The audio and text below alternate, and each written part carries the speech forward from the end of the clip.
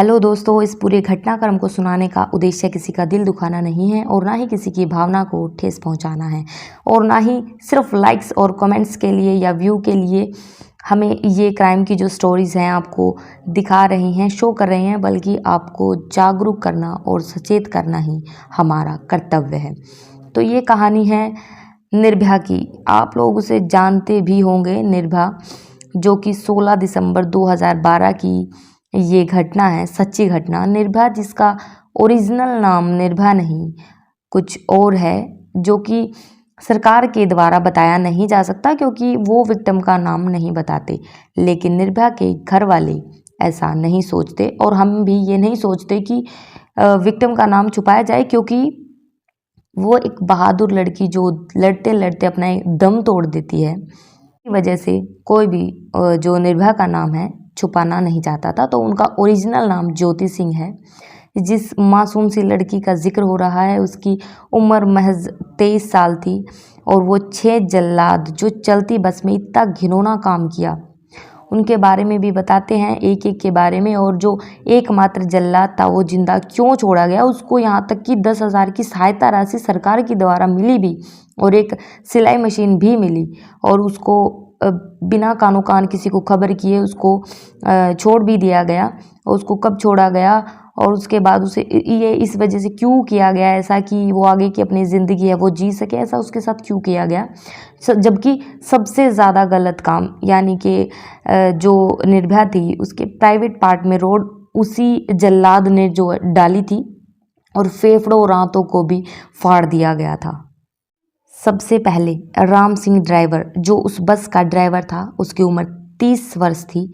दूसरा राम सिंह का भाई था 26 साल का, जो था मुकेश सिंह, वो राजस्थान के रहने वाले थे दोनों ही भाई। विनय शर्मा जो कि 20 वर्ष का था, जिसका काम असिस्टेंट जिम इंस्ट्रक्टर का था।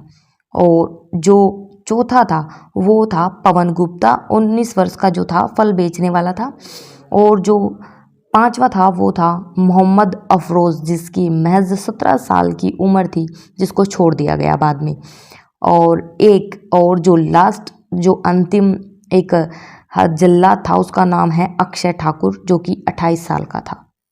ये बात उस दिन की है जिस दिन रविवार था और छुट्टी का दिन था, इसीलिए निर्भया और उसका दोस्त जिसका नाम था अविंद्र प्रताप पांडे एक मूवी देखने गए जो उस टाइम बहुत फेमस थी, बहुत ट्रेंडिंग चल रही थी। और जिस मूवी के लिए गए उस मूवी की टिकट उन्हें नहीं मिली, तो ये दोनों कोई और किसी और मूवी को देखने के लिए चल दिए।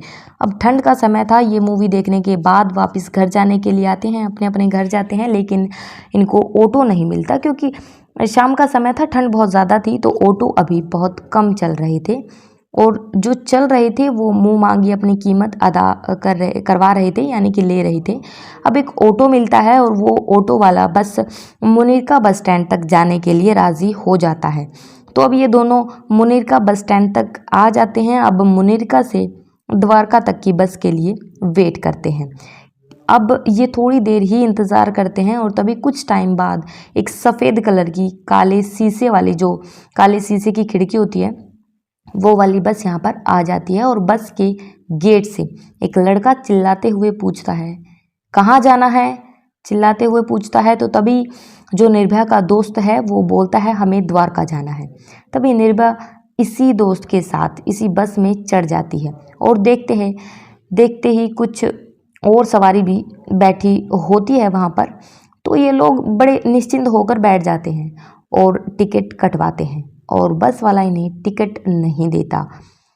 वो जानबूझकर इन्हें टिकट नहीं देते और फिर लड़ाई करने लगते हैं। और धीरे धीरे पता चलता है कि जो सवारी बैठी है, जो एक्स्ट्रा सवारी बैठी थी, जो इन्हें सवारी लग रही थी, वो इन्हीं के दोस्त हैं और निर्भया के दोस्त के साथ लड़ाई करने लग जाते हैं। और वहाँ पर पड़ी एक लोहे की रोड निर्भया के दोस्त के सिर पर मारते हैं और इतना ज़ोर से वार करते हैं, उसे बेहोश कर देते हैं, उसे बहुत मारा जाता है। और निर्भया के साथ साथ बारी बारी से गलत काम भी किया जाता है, गलत काम करते हैं। और वहाँ से पुलिस की जो गाड़ी है वो भी आ जा रही होती है, लेकिन किसी ने भी इस बस को नहीं रोका और निर्भया लड़ी।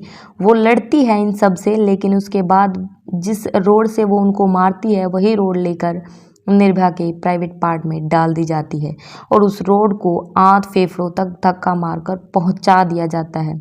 अब ये बदमाश जो लोग थे वो निर्भया को और उसके दोस्त को चलती गाड़ी से नीचे फेंक देते हैं और कुछ टाइम बाद निर्भया के दोस्त को होश आता है और खुद को और निर्भया को नग्न अवस्था में पाता है और फिर निर्भया का दोस्त हेल्प मांगता है, लेकिन वहां से निकलने वाले कोई भी उनकी मदद नहीं करता। फिर किसी राहगीर जो रास्ते में जा रहे होते हैं, किसी अच्छे इंसान ने पुलिस को कॉल किया, तब जाकर के निर्भया की लगातार तुरंत वहाँ पे पहुँचने के बाद 5 सर्जरी करी गई। उसके बाद भी उसकी जो कंडीशन थी वो अच्छी नहीं हुई, तो सरकार ने उन्हें सिंगापुर हॉस्पिटल ले जाया गया, लेकिन फिर भी निर्भया नहीं बच पाई और अपनी माँ को ये बोलते बोलते दम तोड़ दिया कि माँ, मुझे बहुत दर्द हो रहा है।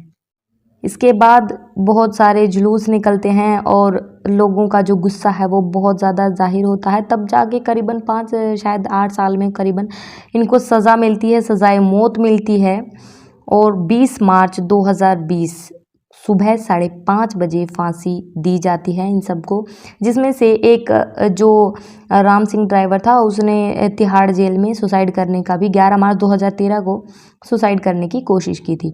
और जो लास्ट जिसके बारे में हम बात कर रहे थे, जिसको सरकार ने बाकायदा 10,000 रुपये दिए थे, मोहम्मद अफरोज़, जो कि 17 साल का था, नाबालिग होने की वजह से उसे सज़ा दी गई, लेकिन सिर्फ 3 साल की सज़ा देने के बाद उसे सुधार गृह भेज दिया गया और उसके बाद उसे 10,000 रुपये देकर और बिना किसी को कानो कान खबर किए उसे सिलाई मशीन बाकायदा दे के उसे वहाँ से निकाल दिया गया, ताकि ये आगे की जो ज़िंदगी है वो अच्छे से गुजार सके।